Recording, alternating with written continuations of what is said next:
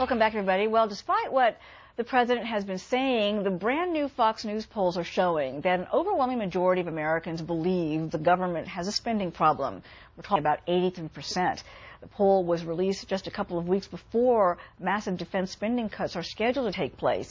Is it too late to avoid the March 1st deadline? Joining us now for a fair and balanced debate, Republican Congressman Mac Thornberry, who's the vice chair of the Armed Services Committee, and Intelligence Committee member, Democratic Congressman Adam Schiff. Gentlemen, thank you so much for joining us today.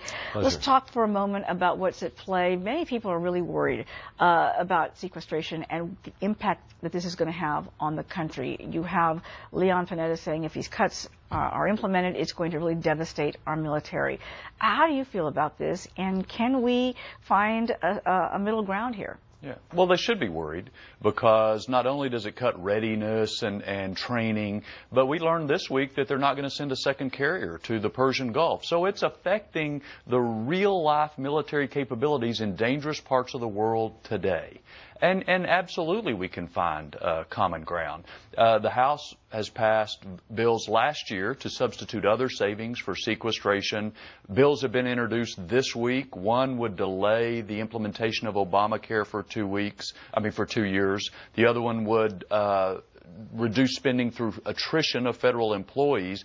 So none of those are too difficult to do, but they can prevent sequestration but still save money by cutting spending. And I think that's what your poll shows American people know needs to happen. How concerned are you about this deadline that's looming? Many people are upset that we're even at this point. Why did we get to this point in the first place when the adjustment should have been made long ago? Well, I am very concerned about it. I share the issues, the problems that Mac has raised with it. The cuts are indiscriminate. There are savings that we're going to have to find, but it can be done in a more sensible way. The sequestration cuts the good programs with the bad equally.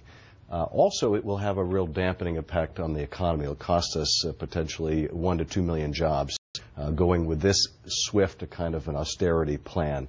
So it has to be avoided, and I think we can find common ground. We have to find common ground. And what the president has proposed is a balanced effort to deal with this that includes tax reform at the same time. It includes additional spending cuts. Both are going to be necessary. And in fact, I think when this issue was put to the voters in the last election, they voted to have a balanced solution. We've achieved about $2 trillion in deficit reduction so far. We've got another $2 trillion to go. It's something that reasonable minds should be able to agree on. It won't be fun. It's much more fun when you're making new investments, but a reasonable mind should be able to get it done. But here's the problem. So many Americans believe that Congress is so polarized right now that it's so difficult to make any headway at this moment because everybody's camped out taking care of their own agendas. How do you get past that right now? Well, we were able to get past it with an agreement on the fiscal cliff. Not everybody on Republican, not every Democrat supported it. But after a considerable amount of debate, there was an agreement, and in my view, taxes were decided. Now we've got to turn to spending. And as everybody acknowledges, we have a spending problem. And so to prevent these dire consequences that come with sequestration, economic as well as national security-wise, and domestic programs are cut too, we've got to cut other spending in a smart way. And there's just no reason we can't do that. I've got to give you the last word here on the final seconds we have left. I mean, do we have a spending problem? Do you believe that that's definitely what's at play right now? We're certainly going to have to reduce spending, and I think everyone agrees on that. But why does the president say we don't have one? Well, he doesn't say we don't have one. He says that we have to have a balanced solution, which not only includes spending cuts, but also includes tax reform.